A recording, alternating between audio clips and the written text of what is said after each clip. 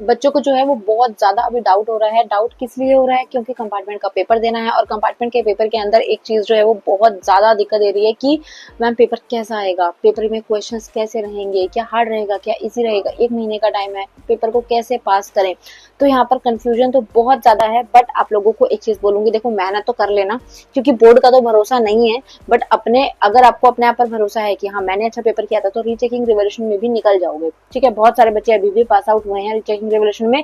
अब यहाँ पर मेन सवाल ये आता है कि जब रीचेकिंग रिवोल्यूशन में पास हो जाते हैं तो हमें पेपर में क्यों फेल कर दिया जाता है? तो वो ये लोग पागल हो जाते हैं। तो इसलिए उसका कोई सॉल्यूशन नहीं है। कुछ चीजें ऐसी होती है हमारे एजुकेशन सिस्टम में जिसका कोई सॉल्यूशन नहीं है। वहां पर हमें ढीठ बन के वो चीजों को ऊपर ध्यान देना पड़ता है, वो चीजें हमें करनी पड़ती हैं कि अपना एटलीस्ट नुकसान ना हो। ठीक है, अब पेपर आ रहा है और पेपर के अंदर ज्यादा दिन भी नहीं बचे हैं, तो आप लोगों को बस जस्ट ध्यान ये रखना है कि जितना हो सकता है अच्छे से अपना कॉन्सेप्ट को क्लियर रखो। ठीक है, कॉन्सेप्ट क्लियर रखने के लिए आप लोगों को जो 2, 3, 4, 5 नंबर के क्वेश्चंस हैं उनको देखिए, प्रीवियस क्वेश्चन पेपर्स निकालिए साइड से। वहां पर आप लोगों को ये समझ आएगा कि कौन से पेपर्स से क्वेश्चंस जो हैं वो रिपीट हो रहे हैं।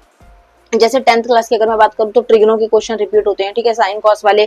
अगर मैं बात करूं प्रोबेबिलिटी के क्वेश्चन जो है वो रिपीट होते हैं। जो आपके चैप्टर चले गए हैं उनको आपको नहीं करना, अकॉर्डिंग टू लेटेस्ट सिलेबस ही आपको प्रिपरेशन करनी है। और अगर आपको ऐसा लगता है कि हाँ मैम ये वाला क्वेश्चन जो है हमें नहीं आ रहा, तो यार यूट्यूब यूज करो, गूगल यूज करो, अपने ट्यूशन टीचर से पूछो। बट उन कॉन्सेप्ट्स को इतना पक्का कर लो कि आपको वो चीज जो है आराम से सिंपली इजी भाषा में आपको आ जाए। ठीक है, उन कॉन्सेप्ट्स को अगर आप कर लेते हैं तो उन कॉन्सेप्ट्स को करने के बाद में आपको ये रहेगा कि हाँ कहीं भी किसी भी चीज से क्वेश्चन आ जाए आपको वो चीज आनी होनी चाहिए। बस इतना आपको अपना कॉन्सेप्ट पक्का करना है। लाइक ट्रिग्नो का आपको कोई भी क्वेश्चन आ जाए, आपको पता होना चाहिए कि P/B की वैल्यू क्या होती है और आपका परपेंडिकुलर क्या होता है, बेस क्या होता है। ठीक है, साइन की वैल्यू क्या होती है, tan 45 की वैल्यू क्या होती है। अगर ये चीजें बेसिक आप कर लेते हैं तो आपको नॉर्मल कॉन्सेप्ट भी आ जाएगा। कोई भी क्वेश्चन आता है वो भी आप पकड़ लेंगे।